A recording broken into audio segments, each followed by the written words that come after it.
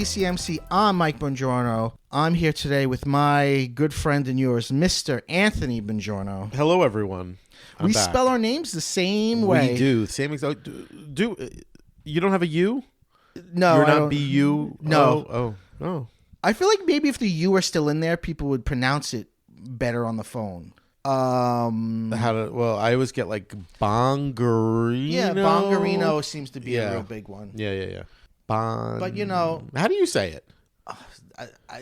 the minute you asked me that, I lost everything in my brain. Buongiorno. Okay, I also say like B-U-N. I say buongiorno too. Buongiorno. But we have family members who say buongiorno and correct people who say buongiorno. Buongiorno. If anything, the more correct thing would be buon. Yes, Buongiorno. but that's with U-O. Buon. Yeah. B-U-O-N. All right. This couldn't be less interesting to everyone. I'm here with Anthony. He is my brother. We are here this is PCMC. If you haven't listened before, welcome. This is episode 399. You got a lot of catching up to do. You know what's funny? I was talking to somebody once who was like, someone at work, and they were like, I'd love to listen to your podcast. I was like, yeah, sure. I just did an episode on whatever the fuck. And she's like, no, I'm going to start from episode 1. I was like, it's What? not a Netflix show. No, don't do that. Not that I have any problem with episode 1. But like, there's no need. No, you don't have a problem You with cherry pick. It wasn't. That's how I do it. It was an entirely different show for the first. Not entirely different, but it was different. It was different.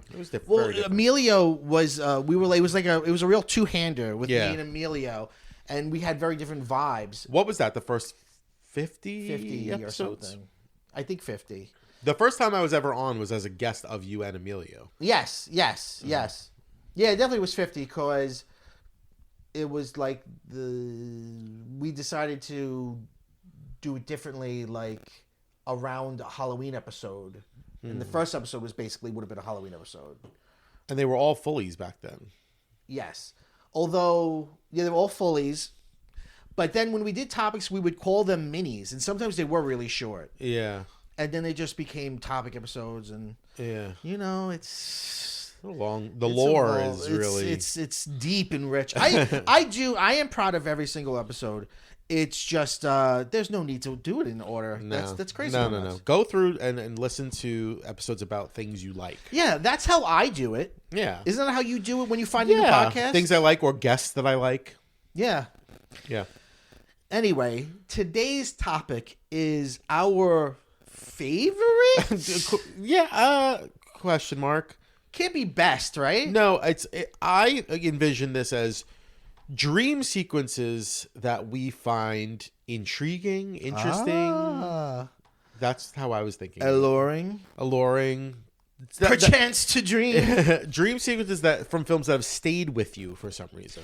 So I've been thinking about this all week, and I've got a lot of just random thoughts. Okay. Everything else we'd call scene. That's a sex scene. That's an action scene.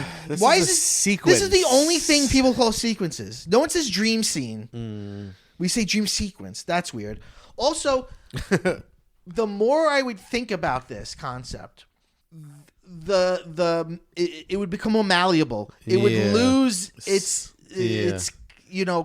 concreteness. Got slippery there. Yeah, because not to sound too hippy dippy right out of the gate, but like, what movies are dreams? What's the difference? They're fake realities where things don't make sense, but you think they make sense because you get the impression of it making sense in the moment. Yeah, I had that thought too, because you're talking about a fantasy within a fantasy, really? Right. And then I was like, oh, Inception? I've never seen Inception. I feel like...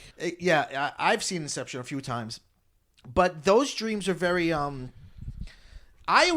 me, Inception is really very deliberately about film because the different dreams in that movie are like different genres. There's like an action dream and a James Bond dream. Yeah. Well, I'll say right up at the top here that my list is not.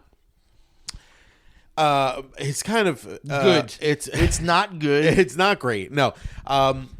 This list is very eclectic. It's not like I'm looking for or was looking for the 5 most realistic dream sequences. Yeah. Some are very unrealistic. Yeah, I agree. Yeah, no, I wasn't doing realistic either. I was just thinking, so some of them are, I guess we'll wait till we get there. But this is all to say that we're building the plane as we're flying it right now. As we say in every list episode of PCMC, we could write you a different list tomorrow. It'll change. We're just here to talk about shit. Yeah. You do not hold our fucking feet to the fucking grindstone. Is that an expression? Feet to the fire. Feet to the fire. Axe to the grindstone. Axe to the grindstone. You combine two. About this. I got a question for you. Or is it nose to the grindstone? I don't know. And an axe to grind. An axe to grind. Jesus, we combined 3 of them. Yeah, and my wife is a battle axe. Oh boy. I thought you were gonna say my wife is a bitch. My wife is for no reason. Random. I don't have a wife. Did you have a hard time not making it all horror? Because I found as I was thinking about dreams, even for getting a Nightmare on Elm Street movies, there's so many. Because dreams, I think, give you an opportunity to be really scary. So I found like a lot of my choices were like horror, and as of now, my list of 5. You have 5 each, and honorable mentions, of course. I have 3 out of 5 are horror movies. Okay, I have 2 out of 5 are horror. 1 out of my 5, we can question if it is a dream or not. Okay. But that's part of the fun. Okay, it is. Do you want to start? Do you want me to start? Who wants to start? I'll start. My first one is the dream sequence from A Christmas Story. Okay. Where Ralphie is okay. I shouldn't say a dream sequence from Christmas Story because I think there are a few dreams. But there's also imagination, daydream, and there's sequences. daydreams. That's another question I had: was do daydreams count? I mean, and I want to say yes. We can make anything. Let's play it fast and loose, baby. I mean, I found myself asking: do drug trips count? Yeah, like when you see someone high in a movie and something like The Big Lebowski. Happens. Yes. Yeah. I would say, yeah. So this is the one I'm thinking of is when he imagines life as an old, as a blind person. Yeah. Oh, yeah. And he's like, so he walks into his house and he's wearing, he's blind. He has a but why did he get blind? Stick. You have to. Well, I'm getting there. Right. Okay, so he has a walking stick. He's wearing the sunglasses, and they're like, "Oh, Ralphie! Oh, like it's such a tragedy." Yeah. The music really sad, and then they're like, "What caused this? How did this happen?" And then he says, "It was soap poisoning." And it's because and you hear whatever that old because he said a bad word, and his mother punished him by putting soap in his mouth. So it's like. It's a revenge dream. And I think that's very childlike. Very childlike. I remember they'll get their comeuppance. One day they're gonna regret what they did. It was soap.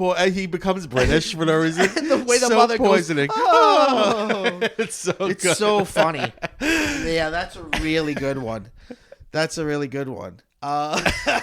It's so that's why I like it. Is that it's also like. You get the sense that he's playing an adult version of himself, but he's still a child. Right. It's still him as a child. Yeah. Everybody's the same age. And his parents are the same age as well. Like, there's no... And they don't know he's blind before this. He just shows up, and he's like, son, what's going on? How did this happen? It's so good. It was?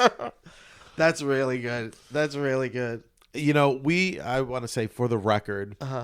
We're a Christmas Story family long before everyone else jumped on the bandwagon. That's right. We watched it on VHS and we watched it once. How about that? We didn't need to watch it all day. we watched it like once a year. Yeah. But once.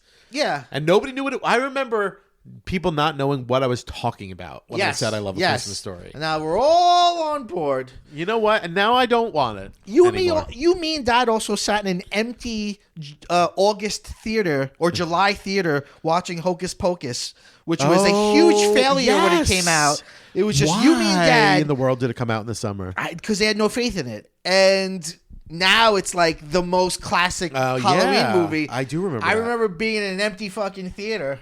I just remember being in basically empty theater seeing the Brady Bunch movie and Mom falling asleep. Oh, yeah. Because we went on like a movie. Tuesday night. Yeah. At 8 o'clock or something. Yeah. It was a great movie. God, what a great movie that is. It is a great movie. All right, so that's mine. I feel like there's a dream sequence in that too. There are dream sequences in a lot of movies. That was really bending my brain because all week because I had a hard time getting to 5. And I found myself going like, what movies have dream sequences? A lot.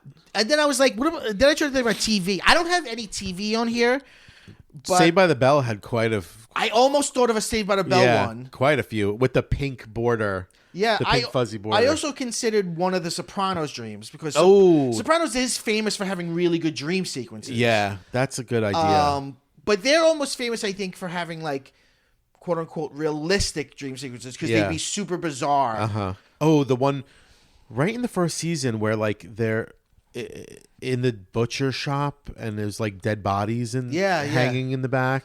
Or the one I was thinking about, the one where he sees like the fish at the fish market and one of them is Big Pussy. Yeah. And he's like, I'm working with the feds, Tone. And he's like, I don't say it. Like it's him dealing with realizing Pussy was the rat, but he knows it, but he can't deal with he's coming to terms with it in his subconscious. Yeah. Well, then isn't there also like an arc throughout a season where Tony sees a woman who's not real? Oh, maybe. I don't know. He like sees a woman who's like a neighbor or something. Oh, I don't remember. Throughout a few episodes, and like she's very attractive, and then it's like that person's not real. Yeah, I vaguely remember that. It's been a little while since I've seen The Sopranos, but have you ever seen? Not that we're talking about Sopranos, but have you ever seen after Pussy dies? There's a scene where you can find on YouTube easily. Like Tony closes a door and there's a mirror and you could see Pussy. They had the actor just stand there for an Easter egg. You could clearly see Pussy just standing there. That's kind of scary. No, it's very scary. It's very scary. Some people, at the time people didn't like it, and now people like this aspect more. I love the supernatural weirdness of, The Sopranos. Like a lot of people don't like the movie, and they're like, "Oh, it's so stupid." Christopher is narrating it from hell, and it's like, that's fine. That movie is bad. There's definitely a heaven and hell in that. Well, there's the psychic. Remember the psychic? Yeah, I was just gonna say that's like a legitimate storyline where like the psychic is right. Yeah. About the fact that there are like all these. I mean, the psychic says like there are all these souls here who are angry at you for killing them. Yeah. And then he calls him, I think he calls him the F word, and he throws a chair or something. Yeah. Anyway, okay, so I haven't even done one yet. So let me do one. This is one that is, in fact, one shot. It's one shot, but it's a very famous shot. It is from the 1979 horror classic Phantasm. Have you ever seen Phantasm? No, I have not. It's the ball that flies and it's got like spikes come out of it and it goes into your head and it's like it all takes place in like a funeral home or whatever. Yeah, who is it? Oh, it's directed by Don. Oh, what's his name? The same guy who did Bubba Hotep. By the way, I've seen it twice. One being like just a few months ago, and I can't totally tell you what it's about. Yeah, it's funny that because like it gets mentioned with like all those other classic 70s and 80s horror movies, but it's truly surreal and obtuse. It's directed by Don Coscarelli. Okay. All right, so there's a little kid character in it who's like, I guess, the protagonist, and he keeps like sneaking into this funeral home or funeral parlor that's like in town because there's like some alien shit going on. I don't know. I don't know. I really don't know. And there's like the character that we call the tall man, he's like the guy who works at the funeral parlor. He's like super, super tall. He has like a pale face. He's dressed in a suit, right? So the shot is we see this kid. First we see one shot of the kid's like in bed. He's sleeping. And then we see a close-up of the kid sleeping in bed, and then it zooms out, and we see he's not in his bedroom. His bed is in a cemetery, and the tall man is above him and like crouches over him.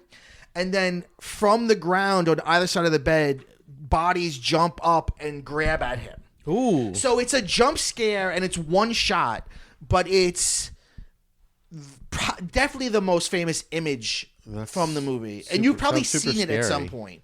Yeah, it's very scary. It's I mean, and it's also endemic of the movie because it's just interesting visuals more than there's a story here. Yeah, and it's beautifully orchestrated from the close up, and then you pull back, and then the one guy moves, and then from either side of the bed, these they grab the cool. kid, and it's also like I remember being a kid and having dreams where my bed was involved in the dream. Oh yeah. You know what I mean? It's like I love that idea of like a bed. I think Eternal Sunshine does this too. Yeah. Like the bed ends up somewhere. Yeah, I have. Or if we're gonna start talking about dreams and really boring people, Yeah.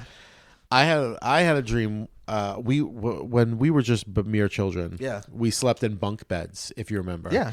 And our mom would wake us up in the morning for school, and she would always scream at me when it was my turn to get up. She'd scream, "Get down!" Yeah. because I was on the She top was also bunk. a big James Brown fan. Yeah. 399. LOL. everybody. I remember having a dream that there was like a bomb threat in my school, and then all of a sudden, like everybody screamed, like, "Get down!" And like in Wow. my dream, I crouched, and then I was in my bed crouching, Wow. and it was just mom screaming, "Get down!" Some of it is so like you're just an animal where loud things scare you. Yeah. So many of my like jump scare nightmares were just somebody yelling out of nowhere and being like, "Ah." Like I had. We're doing it. I had one where Let's do it. I'm walking and Dad's walking in front of me and he's just talking to me, and then he turns around and goes, "Oh my God!" And then a car hits me, and then I woke up. Oh God. Terrifying. Yeah. Anyway.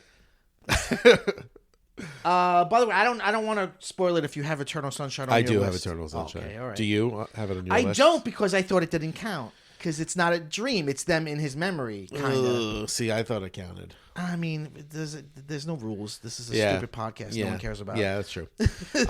Okay, my next one is from Rosemary's Baby. Ooh, this one I almost did. Okay, so this is But as she famously says, This is This no ain't- dream. this This is is really really happening. So she is experiencing what we were just talking about, which is a dream-like state when you're half awake. and she's drugged in She's the moose. drugged. Yeah, the moose, the chocolate mouse. mouse. Yeah. So she is experiencing things, and I've read the book many times. The Roman Polanski film. I guess it's not the only version of Rosemary's Baby. And you were telling me off the air that you feel like he got a bad rap. Yeah, I did say that. No, I'm kidding. Please, please don't say that. I'm just Jimmy Glick. Yeah, you are. In the Roman Polanski Rosemary's Baby, like it is famously very, very faithful to the book. Like very faithful. Like even the dialogue, everything. It's like you read the book, it's like you're watching the movie. Interesting. So the dream sequence is almost like exactly what's described in the book too. Interesting. So in reality, we learn at the end that she is being carried after being drugged through a secret doorway that connects their apartment to the neighbor's apartment. Because once upon a time, it was one big apartment. Yeah. And then the satanic cult rapes her. Right.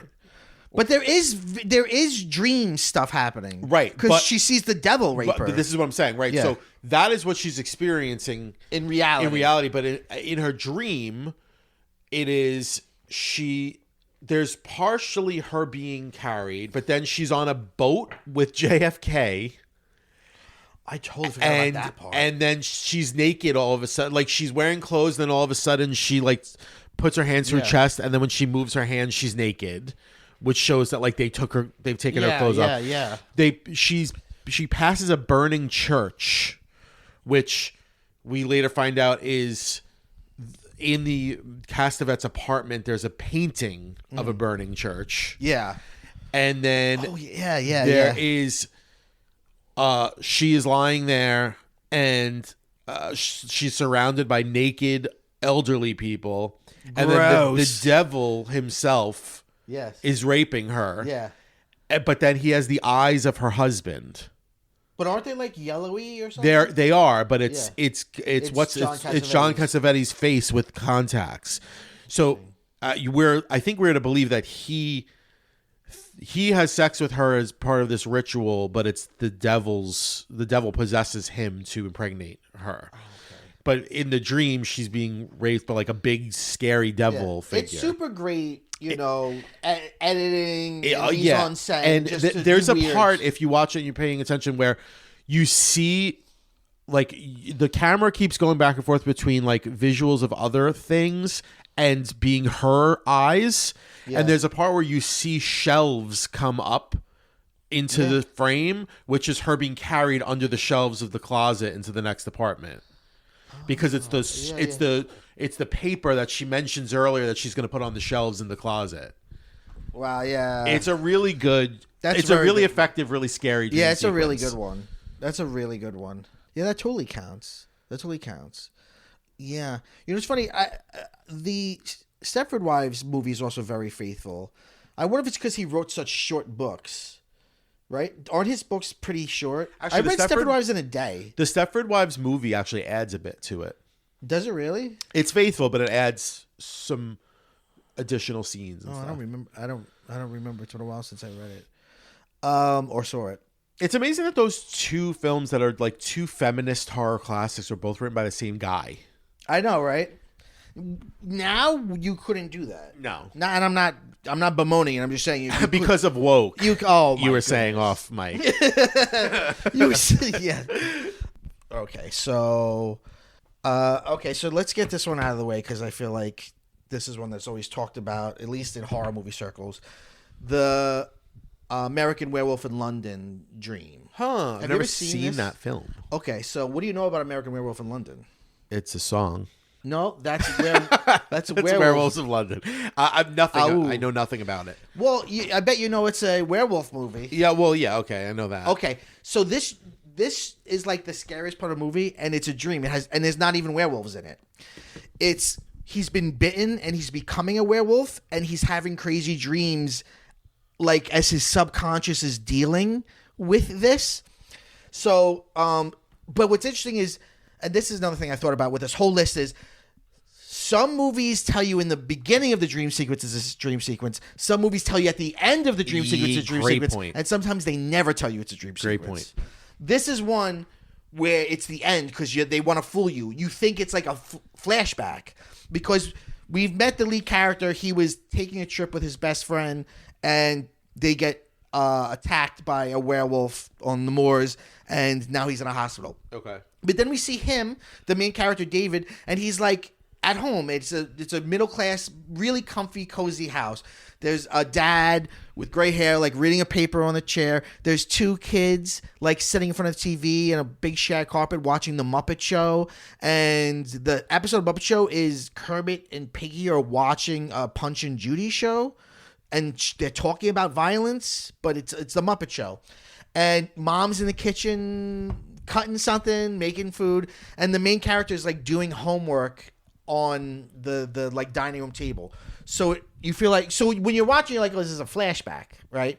So everything's comfy and cozy, right? And then there's knock on the door, knock. And then the father's like, and the mom's like, will somebody get that? And the father's like, okay, I'll get it. And they keep knocking. He's like, okay, hold your horses. He opens the door and there are monsters dressed as SS soldiers from World War II. Oh, I think I've seen this. And they have machine guns. And the editing becomes super, super rapid. And they shoot the father, mow him down. Another monster dressed like a Nazi, comes up behind David, holds him by his hair, and puts a knife to his neck to make him watch. The mother is shot with a machine gun, and you actually see her like fly away. Everyone's screaming. It's such a, like, I can't, you have to see it because this, what I'm describing takes place in like 30 seconds and it's all just this rapid editing. One Nazi kicks the TV in and the little kids start screaming. They get mowed down. You don't see them get shot, but you obviously see that the Nazis shoot them. And then out of nowhere, they have like torches and they set the couches on fire and set the whole house on fire as David's being forced to watch. And then his throat is cut and then he wakes up and he's in the hospital. And the girl who's his love interest, who's the nurse that he meets, she's sitting next to him. And he's like, oh, I just had a nightmare. And she's like, oh, okay. Well, I know just the thing. And she goes to the to open the shades to get sun in, and there's a monster Nazi there who stabs her in the chest and starts screaming like an animal. And then he wakes up again, and he goes, holy shit. And it's actually a big laugh in the movie because you've just been jump scared twice, and then he with you is reacting like, holy shit. And this is all a minute and 30 seconds, what I've just described. It's so fucking effective. And people have asked like what's going on, and the director's like, well, he's a Jewish kid, so somewhere deep in his cultural consciousness is a fear of Nazis, and he's becoming a werewolf, so something's going on in his subconscious. Because these are just like, they're just like, there's no better way to describe them than monsters. They just have weird monster faces. What do they? They don't look. One of them is kind of furry, but doesn't really look like the werewolf that he becomes, and the others just look like, I don't know, like Hills Have Eyes people, like He-Man villains, like just weird monstery faces. That's super interesting. I gotta see that. It's definitely. If you haven't seen any of these, definitely like watch them. They're so easy to find on YouTube, and it's that and the transformation scene are undoubtedly the two most famous scenes. But this is a very famous dream sequence. This will always come up on things, especially because the quiet in the beginning of like, it's so wholesome, it's so middle class, it's so cozy. You know, dad sitting in the chair, it's so Norman Rockwell, and then from that into just insane violence. Even like the Muppets, and then like it's just so good. Wow, I gotta check that out. This is gonna be quite a turn. All right, my next one is the opening sequence of Bring It On. I don't remember this. Oh boy, I've seen Bring It On many times. It's one of my favorite films. It opens with a musical sequence of all of the cheerleaders, all the toros, introducing themselves. Oh, it's the roll call. Yes. Wait. Yes, I know this very much. And I swear I'm not a whore. Have you ever seen the clip of what's her name, Ava from Hacks, and what's the dude from SNL and Wicked? Bowen Yang. Yeah, like they're on a podcast and they start talking about it and then they sing the entire thing. No, I've never seen that. It's really good. And I'm Big Red. Yeah. Okay, it's the announcement of Torrance as the new captain.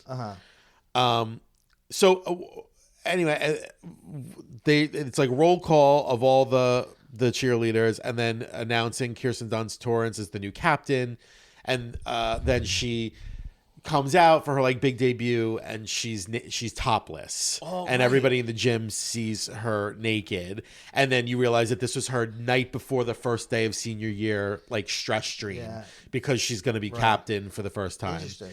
But it's also does a lot of narrative work. Yes, introducing so that's stuff. what made me think of it. Is first of all, it's always a joy to watch because it's funny, it's fun, it introduces the tone of the movie, it introduces every single character by name, it introduces the idea that like this is everything to being captain of this cheer team, is this legacy team is everything for her. And then I don't know, it's just it's also one of those ones where it's a fake out, because the first time you see it you're like, oh, this is just how they're going to introduce all the characters, and then it ends with her being naked, and it's like, oh, this has all been a dream, but we can take the information that was just given to us and assume that it's all correct. Going exactly. Forward. And then we just cut out a ton of exposition. We don't need to learn any of these people's names. Yeah, that's we got true. all this. So I always really like that one. I think that's a really effective dream sequence. I completely forgot that is a dream sequence. Yeah. That's so interesting. Yeah, beginning. That's a whole nother interesting, like films that begin with dream sequences. Yeah. Are there any others you could think of? Off the top of my head, I feel like there are some. There's definitely some, and they usually work in a similar way where it's like, it's an exposition bomb. Yeah, in a dream, or it could be like telling you something about the character, like, you know what I mean, like the character's fearful of something, so it comes out in a dream. I also just really identify with that because I am a person who has recurring dreams. Okay. And one of my recurring dreams is that I go to work or school and I've forgotten to put my clothes on. Yeah, I have that too. I think that's like the most common shit in the world. I get all the common ones. Me too. Teeth falling out. Yeah. Yeah. I used to, I think, get more like recurring dreams. Not really that much anymore. But I also don't have nightmares anymore. I have like what I call like sad nightmares, where it's like, there's no jump scares anymore. It's just like depressing. Someone I love dies. Oh, yeah. You know what I mean? And like, it's like, I guess that's a nightmare. Yeah. So my next one is an entire short film And this is the 1935 Disney animated short called Pluto's Judgment Day. Oh my goodness. So Pluto's Judgment Day begins, and this is 30. What I just say? 39? No, 35. So this is still Walt Disney voicing Mickey.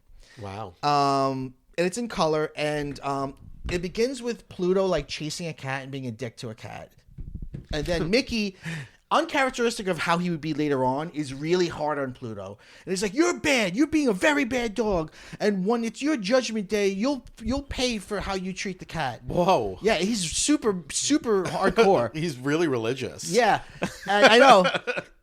And but this is like I live in a nice cozy house, Mickey. Yeah.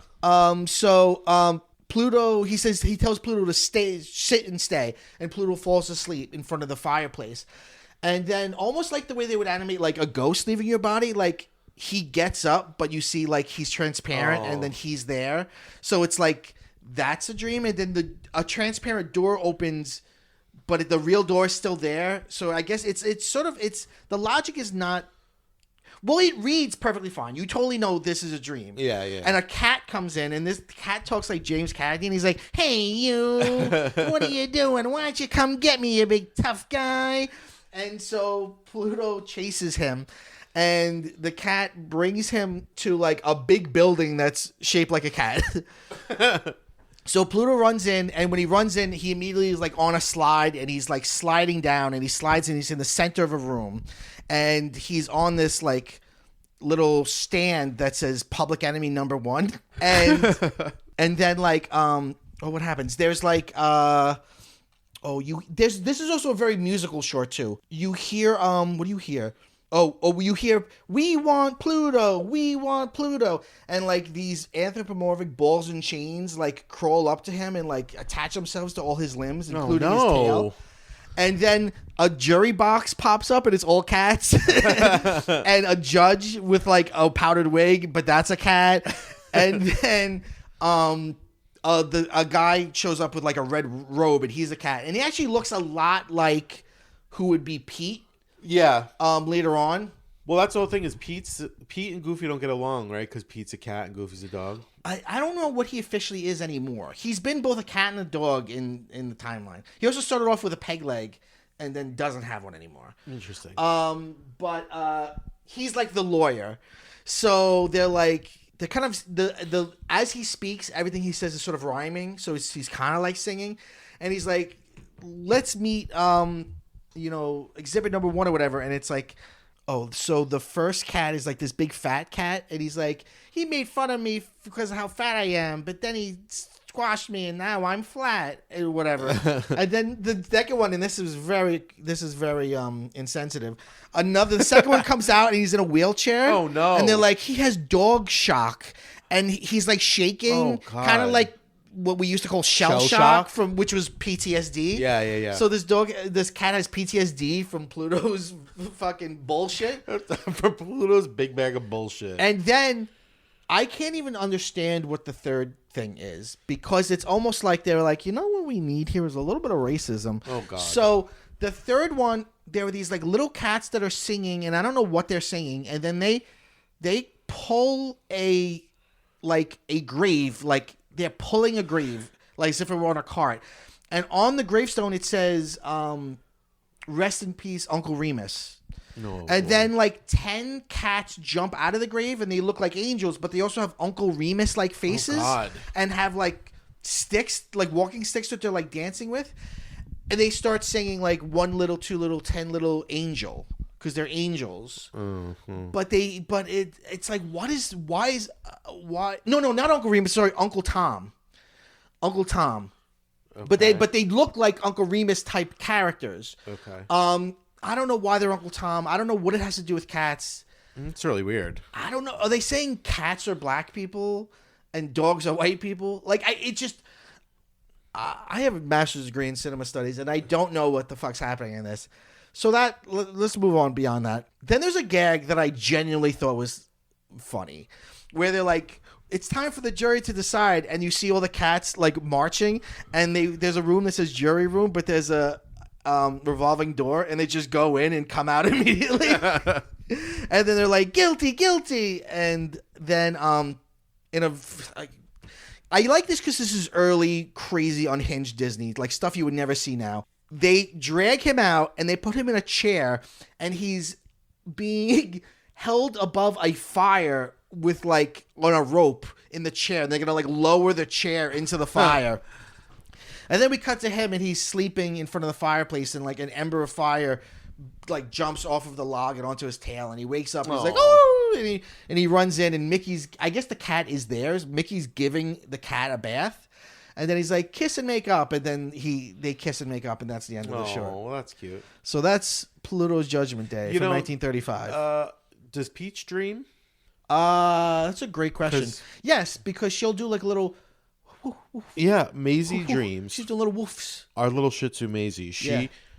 she has bad dreams sometimes. Yeah, you could see them like. Yeah, she actually a couple months ago she was having a dream where like you can like she's asleep but you hear her like she's either like crying or she's like barking and she's like clearly agitated. Aww. And then I like went to tap. I tapped her and I was like, Maisie, wake up, and she jumped up and like barked at me. Aww. Because she must have been like being chased by something in her dream. Well, sometimes you see their little feet move. Yeah, like they're it's running. so sad. I always wake her up because I don't want her to have a bad dream. Yeah. Not to sound specious, but I always think about like how, like when she wakes up, right? How does she know that this is reality? How does she just think something changed, or is she like, oh, that was a dream? You know what I mean? Like how much are they cognizant of like? I don't know. Well, I mean, so little is like actually known for sure, but like I remember reading that like the average dog, or a dog is said to have the intelligence of an average 2-year-old human. So like a 2-year-old knows the difference between a dream and reality. That's true. Yeah. See, sometimes like when I take like Peach on an elevator, I think, does she get what's happening, or does she think we're walking into a room, the world changes, and then we're walking out of it? Have you ever seen all those TikToks of people being like, I've had my dog for 10 years and I've never told her my name? Yeah. And then they go up to her like, hey, my name's Anthony, by the way. I saw a great one the other day where it was this woman, and it was like, your dog when you eat, and she's like, oh, what you got there? Oh, what's that, chicken? Oh, well, I've never tried that. I wonder if it's good. No, I'm just interested. I just wonder if I like it. Yeah, I've never had any. Oh, is that crunchy? Interesting. What does he got? That's like that. You ever see that clip of that little girl who's like, oh, I wish I could have one, but yeah. It's cute. Wish I could get it. All right. What do you have next? Okay, I have 2 more, and then I have a bunch of like honorable mentions. I have like one honorable mention. Okay, this one is. I feel like it might be on your list too. Give it to me. It is the most obvious one. Okay. It is from A Nightmare on Elm Street. No, I don't have any Nightmare on Elm Street on. Okay, I have this one, and I debated not putting this on the list at all because I was like, okay, the whole fucking thing's about dreams, so this feels like a cheat. But yeah, no, it's not a cheat. It is specifically, I think, the best nightmare sequence in the film, and it's the one where Nancy falls asleep in class. Yeah. And then looks out into the hallway and sees the body bag. The body bag with her friend in it being dragged by no one down the hallway. And then she gets up to follow it. And then she sees like a student asking for her hall pass. And then when she turns around, the student's wearing Freddy's Freddy's sweater. Yeah. And it's like, I said, where's your hall pass? And has the glove. But then she just like... It's very dream logic-y because then she just like keeps walking away from her. Right. And then at one point she's walking down a hallway and there are leaves blowing in the hallway, which is so great. So cool and like an arresting image. And then eventually that body bag leads her down to the boiler room. And then she gets into... that's when she discovers that she can wake herself up because she forces her arm onto the hot boiler and it wakes her up. Right. So others would say that they like the opening dream sequence. See, I was thinking about that one, and that's a movie that opens with a dream sequence. Yes, that's it is. The first scene is that dream. But I just think that the one of Nancy, the one I just described, is to me the creepiest and just like the scariest. That's a good one. I thought too about. I couldn't decide which one I wanted to do. I knew it would definitely be from the first film because I think it has the best nightmares. The one that I was thinking about was not the one you were, but the one kind of later on where she like goes and she sees the friend die, which is interesting because something's happening in reality that she's seeing. Yeah. But she's still dreaming. And that's the one that does that really interesting thing where she's like outside of her house and like in the bushes, and then she's in bed and it like zooms in, but like they actually gave her the trellis and she then pushes the trellis off of her and then it's gone. Some crew member, like I didn't even notice that until it was pointed out. Like I was like, that's so brilliant, like the way it bleeds through. Yeah, so that's really No, I think the one it's definitely like one of just the shot of the body being dragged and leaving like the trail of blood, and the fact that so the friend, great. what's the friend's name? I can't think of what it is. I don't know. Tina. Tina's in the body bag, but is like alive. Yeah. Ish, like talking. Wait, doesn't she also have like bugs coming out of her mouth or something? At one point, she opens up her mouth and goes, like yawns, and like a bunch of bugs come out. But she goes like, Nancy, help me. It's so scary. Yeah. And then at one point, I think in that same sequence, you see the little girl with the jump rope too. Yeah. Who is like a motif of all of those nightmares. Hey, we did a whole episode of Nightmare on Elm Street a couple years back. So you should definitely go and check that one out. Did we do that? The two of us? I don't remember. Was it you and I? I don't know. We're getting to the point where I truly don't remember some episodes we've done. I think it... no, it was me and Peter Marsh. Okay. But you did something. I remember recently saying to you, like, hey, we should do a podcast about this. And you being like, we've done that. Yeah, that does happen. That happens to me, too. Yeah. All right, so my next one is not a scary one. This is from the 1974 film The Conversation, which is a Francis Ford Coppola movie starring the great Gene Hackman. Have you ever seen this film? I have. I thought you were going to say the great Cindy Williams. Shirley of Laverne and she Shirley is great fame. in this. So, if you don't know that movie, Gene Hackman plays a audio technician who he's like the best in the business, and people pay him to like spy on people basically. And he gets a lot of money for it, and he gets like a job from someone called the director, so he doesn't really know who it is. And that person's like, these two people are meeting in a public park because they want to have a conversation without being heard. But I know you can I want you to, tell me what it is. So he does that, and that's the conversation, which you hear a million times in the movie. And they're like talking about like being killed, like there's fear in them of like the woman's gonna be killed. So he starts to like feel guilty, and we also find out in his backstory that like 3 people died for some other job that he did, that he's holding that guilt. But what's interesting is the character is very taciturn and doesn't say a lot. He says more like in this dream scene than he does when the character's awake. So we see he's sleeping, and then we see the footage of the actual conversation, but it's like this squeaky electronic like really like the pitch turned all the way up sound. So you see them lips moving, but they're like all right, and then it's like a misty like park or whatever, and there's a woman walking, he's walking after her, and she's like looks scared, and she's kind of running away from him. And she goes up like a little flight of stairs, but she's like on a hill, and he's on the bottom, and then he's sort of walking with her. And it's like, hey miss, please, and he starts like talking to her, and he says, there's also the cuts between his images and her images are very soft dissolves, which is always interesting. Because the dissolves typically read as a time jump, so when you do it in a scene where there would just be a normal cut, it just feels very dreamy. Yeah. It's also very misty and like blue looking, and he's like, there isn't much to say about me. I was very sick when I was a boy. I was paralyzed in my left arm and my left leg. I couldn't walk for 6 months. One doctor said I'd probably never walk again. And like she's just like walking, not saying anything, and he's like trying to connect with her, but he's just saying stuff about himself. He talks about his mother was giving him a bath, and the doorbell rang, and he slipped into the bath, and he thought he was gonna die because this is when he was paralyzed. And then he woke up feeling oily because his mother was putting holy oil on him or whatever. And he's like, I remember being disappointed that I survived. And it's just like, from a character like is super guarded, it's so interesting in the context of the movie. When I was 5, my father introduced me to a friend of his, and for no reason at all, I hit him right in the stomach with all my strength. He died a year later, which is such like a little kid thing that you carry your whole life for no reason. And then he says he'll kill you if he gets the chance, which is something that she says in the conversation that he records. And it's the line he keeps listening to over and over again when he's feeling guilty. He'll kill you if he gets the chance. Yeah. Or he'll kill us if he gets the chance. It's such a good movie. It's really good. That sounds great. Gene Hackman, everybody. Gene Hackman, what a king.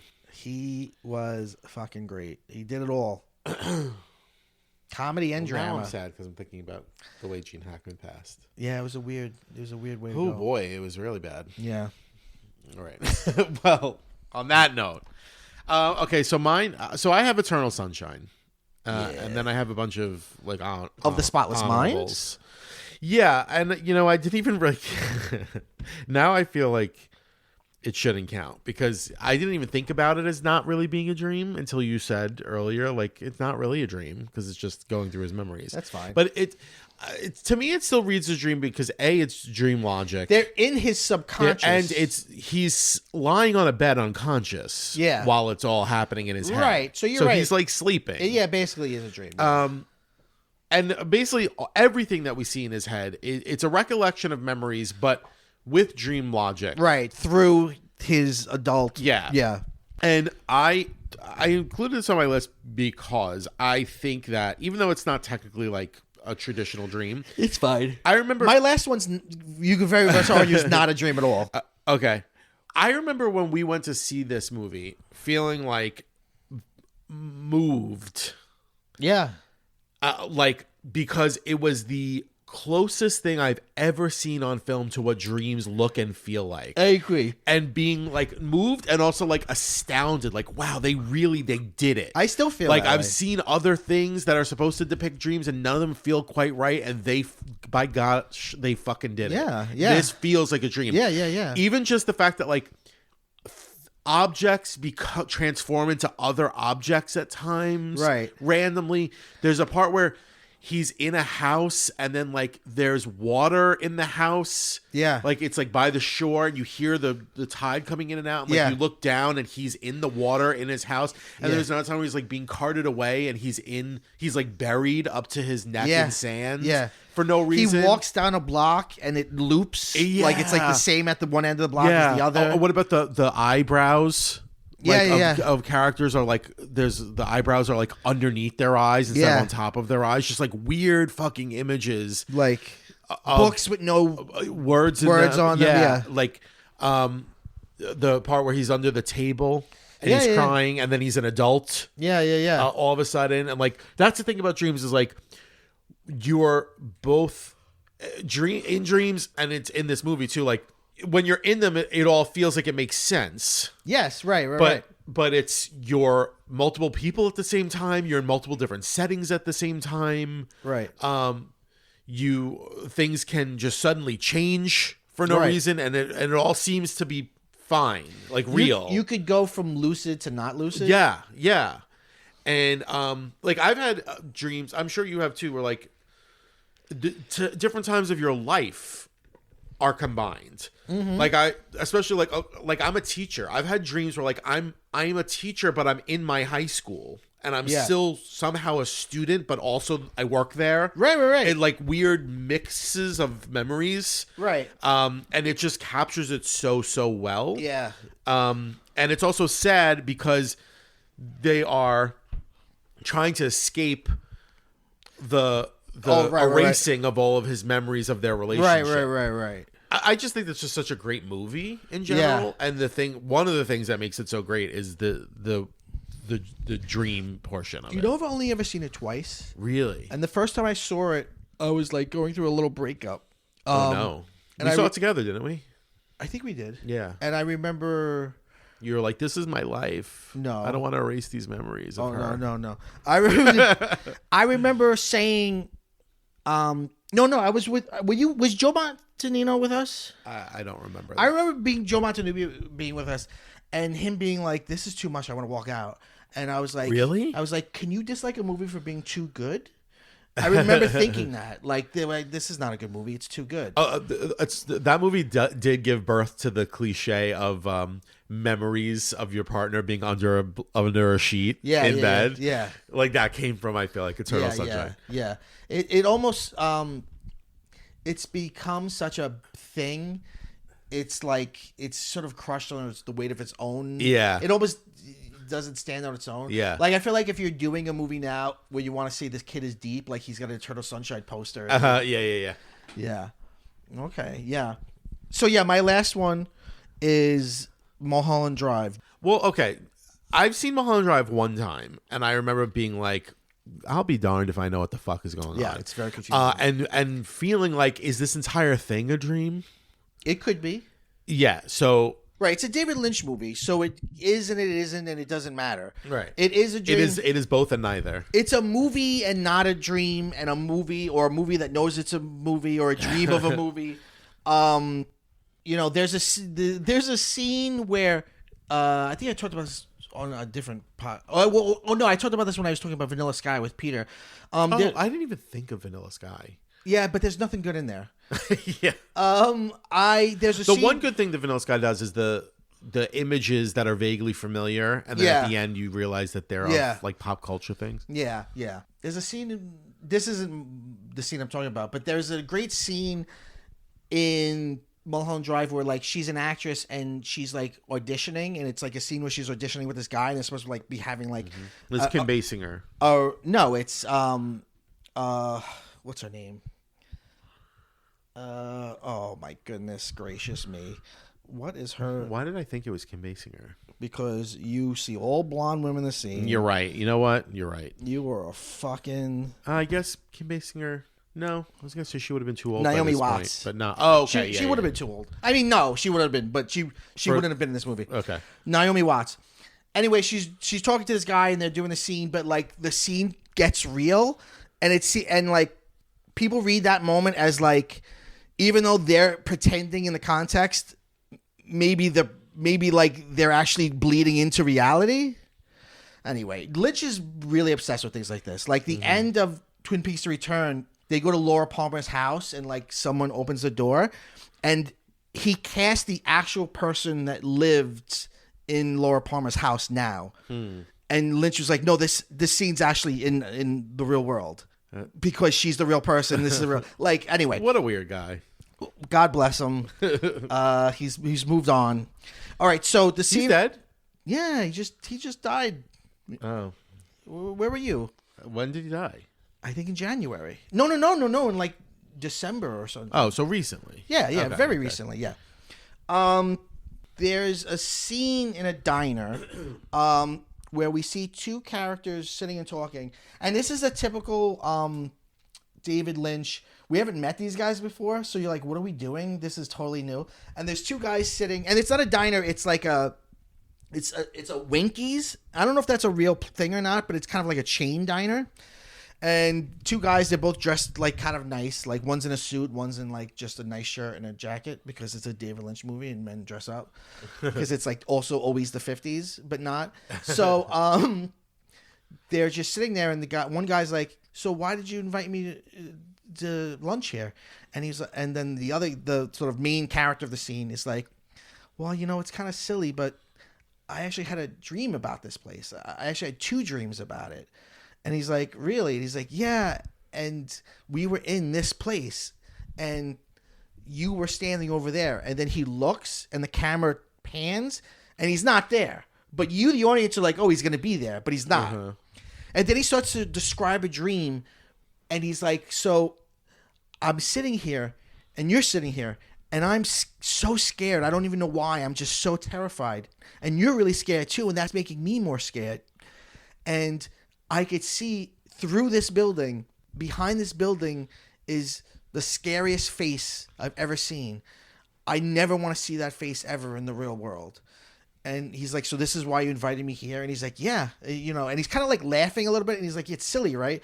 And he's like, well, we're here. We might as well go see. And then that guy gets up to go pay the bill, but he's then standing where he was in the dream. Oh, the God. camera pans and he's Yeah. there.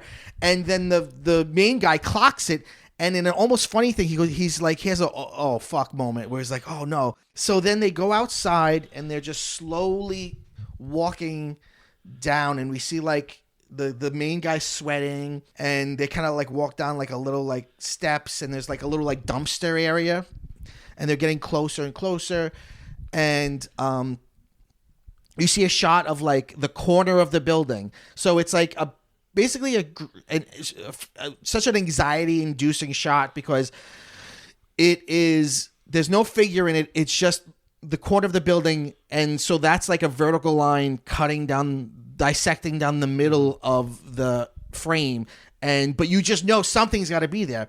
So the guy walks up to it and then like just very like casually, this is also a jump scare, very casually, like this like monster looking character comes out, but people call it the dumpster monster, but it, as monstrous as it looks, and it looks like a witch kind of, it also could just be they're dirty and haven't washed. Okay. So it's one of those things where it's like there's like it's a monster that could exist in some way. Okay. And then the guy faints, and then his friend tries to help him up, and that's the end of the scene. Oh, I just Googled it. And that scene's kind of not related to anything else. Yeah. Yeah. Oh, that's scary. And it's just so is it a dream? Is it not a dream? Is the whole movie a dream? Why is this one little scene's like its own short story or its own short film? It looks like someone who is just been burned, maybe. Yeah. It could be. It's Mulholland Drive. People don't realize he has a cinematic universe. So Mulholland Drive is in the same universe as Twin Peaks. Okay. And there are characters that look like that in Twin Peaks too. I think they're called no, that's Eraserhead. I don't remember what they're called. Aren't there dreams in Eraserhead, too? Kind of. Yeah, I guess, because he does fall asleep and stuff. But, it's a fucking David Lynch movie. But I just think it's so interesting to be a dream that he's describing a dream. He's like, let me tell you about my dream, but he's actually enacting it as he's saying it. Yeah. And also, it's using how dreams are cinematic because in a movie, you just are somewhere. And you get that feeling, like even at the beginning of the scene, like the two guys are just sitting there, and you get the feeling like they are just as like newly here as we, the viewer, are. Like, how did we get here? Yeah. Yeah. And just like it's also, I think, a masterclass in horror, right? Even though it's not really a horror movie, because it tells you very clearly what's about to happen. It telegraphs exactly what's going to happen, yet it's still effective. Yeah. Huh. He goes, we're going to go out there and there's going to be a scary face. Yeah. And then that happens exactly with no twists or turns, but it still scares the shit out of you. Yeah. Recently, John Mulaney had a live talk show on Netflix. It was really good. And he would have ridiculous things. Like it's very early Conan. And he was like, I don't know if you guys know, in the audience tonight, we've got the dumpster monster from Mulholland Drive. And it's just someone looking like that, like sitting in the front row clapping. And he's like, thanks, dumpster monster. Yeah, that's my last one. All right, that's great. What are your honorable mentions? Oh, Ray Stantz getting a blowjob from a ghost in Ghostbusters. That's a dream? Yes. It's a dream that he has. Does that make it worse? It's a weird one. It was filmed as a scene that happened, but then... It's part of my sexual awakening. I know, but then they put it in a montage. Yeah, because you see him then in bed, and then he falls out of bed. Okay. So they turned it into a dream. Any others? No, that's it. I mean, Okay. a lot of the things from The Sopranos. There's that whole episode where he thinks he's another guy. Yeah, that's a great one. Kevin. Yeah. God, that's a good episode. Mm-hmm. And there are hints throughout that it's a dream. Yeah. Right? Like when he's in his hotel room, like he hears his family talking on the other side of the wall. Yeah. Okay, so I have a few honorable mentions that I just didn't know where to put them. This one is just like a typical jump scare. There's not much to say about it, but I just think it was an effective jump scare, and it's the Friday the 13th ending. Yes, sure. Yeah, absolutely. Jason's popping out of the water. Yeah. Another quick one, the Damien's dream in The Exorcist, of his mother getting lost on a Oh crowded yeah, street. I forgot about that one. And it's just him, but it's intercut with, I think. Do you see the face of the demon too? Probably, or that was added in the it was added, 90s yeah, version. but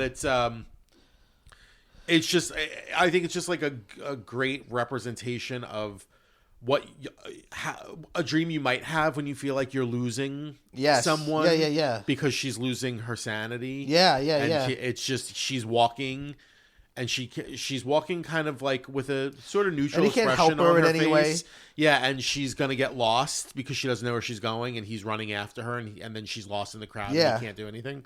Yeah. And then the other one, so these two are a little bit more substantive.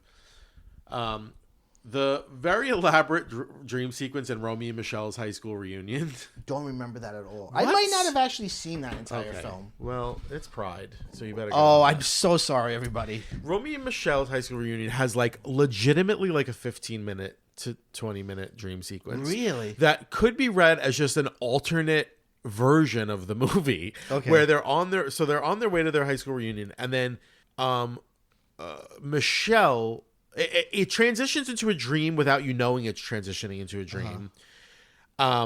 Where they get to the reunion, they see the people from high school, and like a bunch of stuff happens that's like now all of a sudden they're popular, and the people who bullied them in high school like them, and they get like whisked away from each other because they just had a fight earlier. Like it's the main conflict between them, and then like you see one group is taking Romy away, the other group is taking Michelle away, and they look back at each other as they're being pulled away from each other. You get the sense that like their friendship is now over because they've gotten what they wanted, which is to be accepted by the popular kids, but they will only accept them in two separate groups where they're not together anymore. And then it flashes forward in time to the future, and it's Romy is on her deathbed, and Michelle calls her on like video phone because it's like 90s version of the future, and it's like, it's been 30 years, like I wanted to talk to you, you know, like we haven't seen each other, like whatever. And then they start fighting again about who's the Mary and who's the Rhoda, which is part of their original fight, which is who's cuter. And then it gets so absurd that you're like, this has to be a dream, but it's been going on for a very long time. It's a big chunk of this film. It is a big chunk of the film. It's like that like Broadway thing in Singing in the Rain, where you're like, this is still going. That dance montage. And then it ends with Michelle, which is Lisa Kudrow's character, waking up, and then they're outside the actual reunion. But what's weird is then she goes inside the reunion, and everything inside the reunion looks exactly as it did in her dream, but the characters are not the same. The characters that they remember from high school are different than she imagined them in her dream. But the same actors. Okay. Yeah. It's a weird, it doesn't even really serve, I guess the purpose that it serves is like, she has this dream that like, what if we never make up and I lose my best friend? But it's weird. So that's an interesting one. That's interesting. And then the other one, the last one I have is, and this is just one that is tied to a memory of like, you know, when you were a kid and you saw a movie and then you were like, oh, like it's a movie, it's gonna be good because it's a movie, right? Especially a movie that you wanted to see, and like as you got older, you started realizing like, oh, like this movie might not be good. Yeah. Okay, so this is the Sydney's dream from Scream 3. Oh, yeah. Of her mom. Yeah. And I remember, like, I was in, like, 8th grade watching it in the theater, and it was during this dream that I had the thought, like, this movie might be a piece of shit. Even though I really wanted to see it, and I really want to like it. Yeah. I feel like this is bad. Yeah. And it is bad. It's a bad movie, and that scene is really bad. It's such a cheap scare. It's such a cheap scare. And they had never done anything like that. I know, it's so out of character. It's for the series. Yeah. Like no other character's ever had a dream like that that's been depicted. Yeah, it's way out of character. Because she hears her mother calling like Sydney, and she looks out a window and she sees her dead mother there, and then and then she turns into Ghostface. It's really shitty. Yeah, it's super shitty. So that's my last honorable mention. Nice. I thought about maybe Rey's vision from not The Force Awakens, from Last Jedi, where she like sees a bunch of versions of herself. Oh yeah. But that was also like, then that made me think of Luke's vision where he like cuts off Darth Vader's face and it's his face. Yeah. But then I'm like, is that a dream? Because that's like a Force illusion or whatever the fuck. Very few of these are actually people just being asleep and then waking up. I mean, Romy and Michelle is, but Yeah. the other ones, there's either drugs involved or there's some other aspect that's introduced. Yeah. Well, like I said, the more you think, the more I was thinking about it, the less stable the idea was. And I'm sure that once we finish this episode, I'm going to think of like 5 more. Yeah, that's always how it goes. Yeah. Well, it's been a dream talking to you, Anthony. Or has it been a nightmare? No, this has been a really fun episode. Yeah, guys, fucking jump. Hey, every episode of PCMC is on YouTube now, so that's another place for you to listen to us. So jump in our fucking comments and tell us your favorite. Oh God, be nice, please. I'm Mike Padrono. I was joined today by Anthony Padrono. Anthony, thank you so much. Thank you. We end every episode by saying, Go bye bye.